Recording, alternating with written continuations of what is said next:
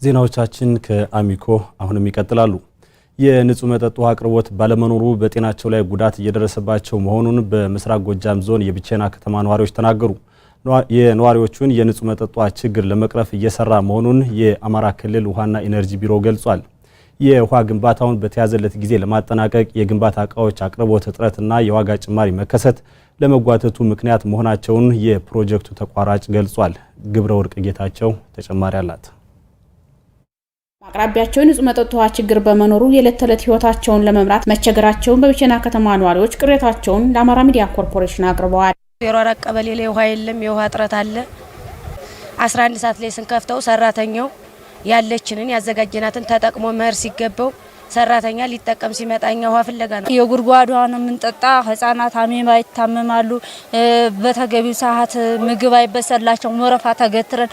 ስለዚህ ለህፃናት ቁርስ ምሳ ምናምን መስራት አይታሰብም። ነዋሪዎቹ ንጽህና የተጓደለ ውሃ በመጠቀም በጤናቸው ላይ ችግር እየገጠማቸው በመሆኑ መንግስት መፍትሄ እንዲሰጣቸውም ጠይቀዋል። ከጤንነት አንጻር ይታይና የሆነ ተገቢ ምላሽ በፍጥነት መንግስት እንዲሰጣን ነው እናገር። ውሃው ቢስተካከል ቢያንስ ቤታችን እንውላለን፣ ቤታችን ያለውን ስራ እናጠናቅቃለን፣ ሁሉ ነገር ንጽህናችንን እንጠብቃለን፣ ከበሽታ ነፃ እንሆናለን። ስለዚህ የመንግስት ውሃውን ይልቀቅልን ነው፣ ውሃ ይተባበረን ነው። የብቸና ከተማ የውሃ አቅርቦትን ችግር ይፈታል ተብሎ የጥልቅ ውሃ ጉድጓድ ቁፋሮ በ2007 ዓ.ም ቢጀመርም በተያዘለት ጊዜ ባለመጠናቀቁ ዜጎች ለተለያዩ ውሃ ወለድ በሽታዎች ተጋልጠዋል። በአፍሪካ ልማት ባንክ የገንዘብ ድጋፍ የአማራ ክልል ውሃና ኢነርጂ ቢሮ ግንባታውን ቢያስጀምረውም ውል የወሰደው ተቋራጭ በተያዘለት ጊዜ ማጠናቀቅ አልቻለም። በአሁኑ ጊዜ የግንባታ ስራውን እየሰራ የሚገኘው የአበበ ነጋሽ ጠቅላላ ተቋራጭ ስራ አስኪያጅ አቶ አበበ ሽፈራው ግንባታው 70% የተጠናቀቀ ሲሆን የግንባታ እቃዎች አቅርቦት እጥረት እና ከገበያ አለመገኘት ለመዘግየቱ ምክንያት መሆኑን ይጠቅሳሉ። የግንባታ እቃዎች ከውጭ የሚገቡ በመሆናቸው ደግሞ በአጭር ጊዜ ለማጠናቀቅ ተቸግረናል ብለዋል። በሲሚንቶ ምክንያት ረጅም ጊዜ ቆመናል። በሲሚንቶ እጥረት ኢቭን ከሌላ ሳይት ተተረፈ ሳይት እያመጣን ራሱ የሰራንበት አግባብ አለ። ሌላ ሳይት ሰራበት ተነበረው መተን አብዛኛውን ከ20 እስከ 28% የሚሆነውን ኤሌክትሮሜካኒካል ነው የሚይዘው። ስለዚህ የሚቀረው የፊኒሺንግ ስራ ነው። ወደብ ደርሷል የሚባል ነገር አለ። እሱ ተሎ ተመጣ የፊኒሺንግ ስራው በሁለት ወር ውስጥ ያልቃል የሚል ግምት አለ። የብቸና ከተማ አስተዳደር ውሃና ኢነርጂ ጽህፈት ቤት ኃላፊ አቶ ተመስገን ባንቴ ለግንባታው መዘግየትና ለህብረተሰቡ እንግልት የተቋራጩና የክልሉ ውሃና ኢነርጂ ቢሮ ክትትል ማነስ እንደ ምክንያትነት ያነሳሉ። ከተጀመረ ወደ 8 ዓመት አካባቢ ሆኖታል። በዚያ ምክንያት ከተማው ላይ አሁን ላይ ያለችው የውሃ አቅም በጣም ትንሽ ስለሆነች የህዝብ ብዛቱ ደግሞ ከ70 ሺህ በላይ ስለሆነ ማዳረስ አልቻለም። በዚያ ምክንያት ከፍተኛ የሆነ የውሃ ችግር ነው ከተማው ላይ ያለው። ለአማራ ጉድጓድ ቁፋሮ ድርጅት ተሰጥቶ 2011 እና 2012 ላይ ተቆፈረ።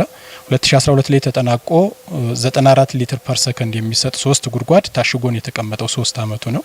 ከዚያ በኋላ ሲቪል ወርክ ስራው ነው የጀመረው። ሲቪል ወርክ ጂቲቪ ኢንጂነሪንግ ነው የሰራው፣ እሱም አጠናቋል።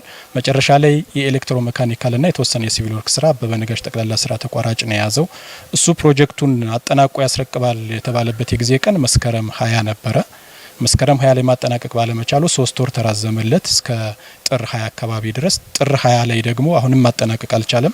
አሁንም ተጓቶ ነው ያለው። የአማራ ክልል ውሃና ኢነርጂ ቢሮ የህዝብ ግንኙነት ኃላፊ ወንዳጥር መኮንን የብቸና ከተማን የንጹህ መጠጥ ውሃ ፕሮጀክት ለማጠናቀቅ የኤሌክትሮኒክስ እቃዎች ግዢ ተፈጽሞላቸው ከጅቡቲ ወደብ የደረሱ መሆናቸውን ገልጸዋል። ፕሮጀክቱ በአጭር ጊዜ እንዲጠናቀቅ አስፈላጊው ጥረት ይደረጋልም ብለዋል። ፊኒሺንግ ስራዎችን የማጠናቀቅና በፍጥነት የውሃ ፕሮጀክቱን ወደ አገልግሎት የማስገባት ስራ ነው የሚቀረው። የኤሌክትሮሜካኒካል እቃዎች ግዢ ተፈጽሞ ጉዞ ተጀምሯል ወደ ጅቡቲ ማለት ነው።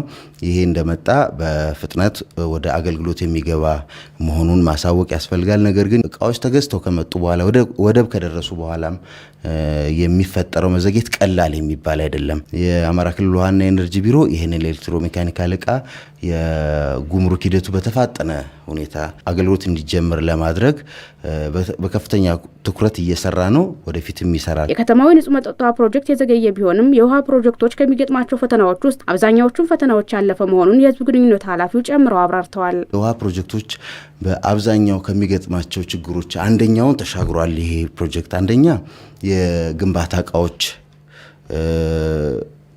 የዋጋ ዝንፈት ነው። እነ ሲሚንቶን የመሰሉ እንደ የውሃ ቧንቧዎችን በጣም በከፍተኛ ሁኔታ ነው ዋጋቸው የጨመረው። ይሄንን ግንባታው ስለተከናወነ ተሻግሯል። የሚያዘገየው ይሄ ነበረ።